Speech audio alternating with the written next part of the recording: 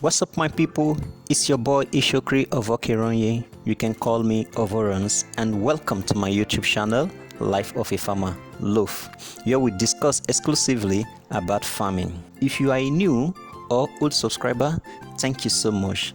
And those that haven't subscribed, please do so to help me grow my channel. Thank you and thumbs up. Today, I want to discuss about what you should do during brooding to achieve zero mortality. Most farmers don't like the brooding stage. They prefer the birds that have been raised for maybe 2 weeks, 3 weeks or 4 weeks. They prefer to buy those ones and rear. Brooding is a very sweet and interesting aspect that I love so much, and if you can follow these steps, you will find it interesting as well, and you will be able to have zero mortality. Mind you, if you haven't watched my previous video on what to do before arrival of your day-old chicks, please better do so, because I'm getting a lot of testimonies from that videos, and don't be left out. Also, like, share and drop your comments. Ensure to stay till the end, because I have one bonus tip that can help you save more money on drugs. First thing you should do when your chicks arrive, after you must have filled in your feed in the feeders, the first water for the chicks to consume should contain anti-stress such as glucose, vitamins and electrolytes that can be consumed within the first 3 to 4 hours. Remember that you have started heating the room before their arrival, and wood shavings must have been spread on the floor evenly. Then you have to unbox, meaning removing them from the box one at a time and observing or separating weaker ones from among the flock. Here at this point now, as you are bringing them out, you are looking at them, and I'm going to list 5 signs you should look out for. 5 signs you should look out for when unboxing is: 1. If they appear to be dull or moody. Such birds, when you place them on the ground, where you place them, that is where they stand, they will not move. Such birds are weak, so you call them out, you separate them from the flock, you put them separate. Then 2, if you observe that there is deformity of any kind, either the beak, the legs or the eyes. Some may have legs that are stretched out due to packaging or due to stampeding inside the box. You remove those ones. You might see some that have one eyes or discharge from the eyes. You remove those ones. Then 3, when you notice that there is the vent opening is wet. When you notice that the vent is wet or the vent is open. Then 4, you notice that there is unhealed navel, whereby the navel have not healed completely. You remove those ones aside. Then the 5th one is that when you notice that there is discharge from the eyes or the nostrils, those are signs of a sick bird.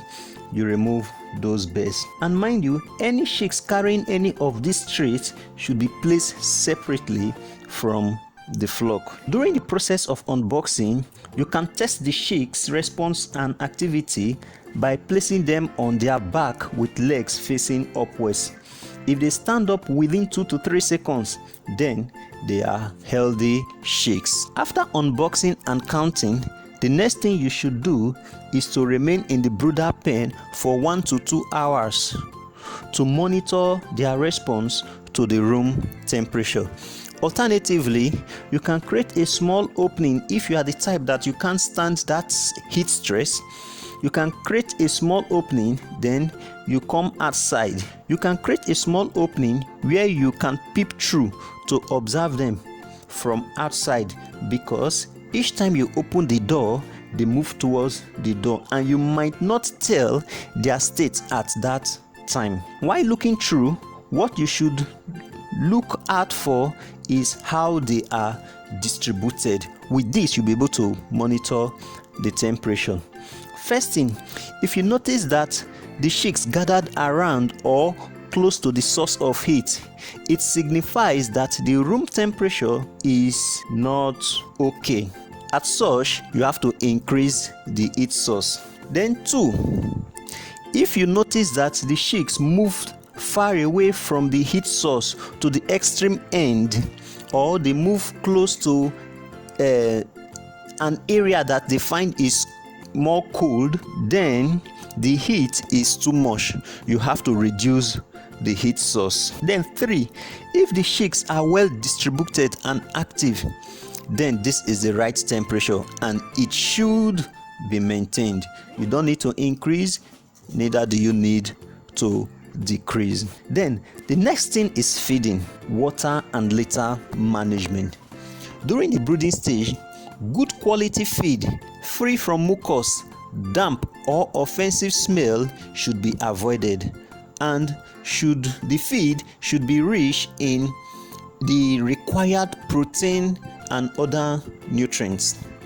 Then clean water should be given at all time.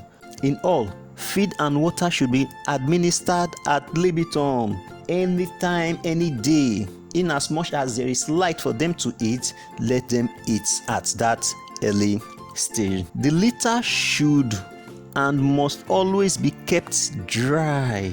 Any wet area, maybe by mistake you mistakenly poured water on the litter, you have to remove it immediately and dry that place, because wet litter gives room for disease causing organisms to thrive, thereby causing illness to your chicks. Another thing during brooding is to make sure you follow vaccination program of your locality, as this varies from one area to another based on the prevalence of the disease and the parent stock from the hatchery.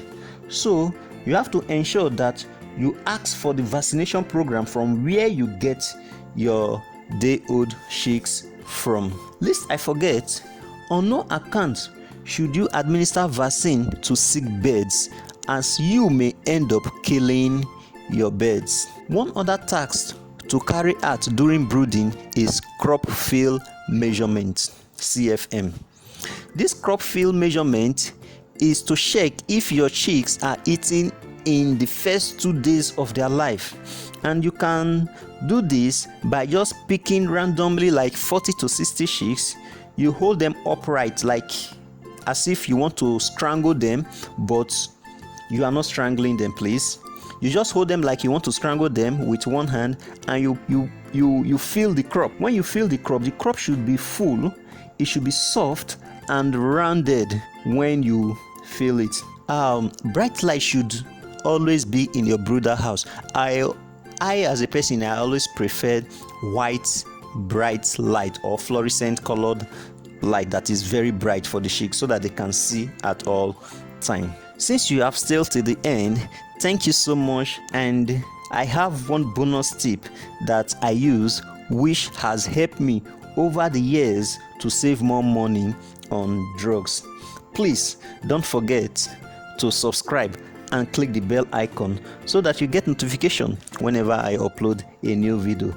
And also like, share and put your comments in the comment section, and I will definitely respond to them. One thing I do during brooding at every 2 days interval is that before feed and administration of water, I gather the floor litters together and spread them again. This process helps to kill bacteria in the pen and destroy their life cycle, as we all know that disease-causing microbes tend to incubate 2 to 3 days interval. As such, you have broken the chain and your chicks will be healthy all through. Now that you have known what to do before and during brooding of day-old chicks, you can give it a try and purchase at least 50-day-old chicks, and you will thank me later. Thank you very much. I really appreciate your time. Thank you so much. If not for you, I wouldn't have gotten this far. Please subscribe, like, share, and comment. See you in my next video. Peace out.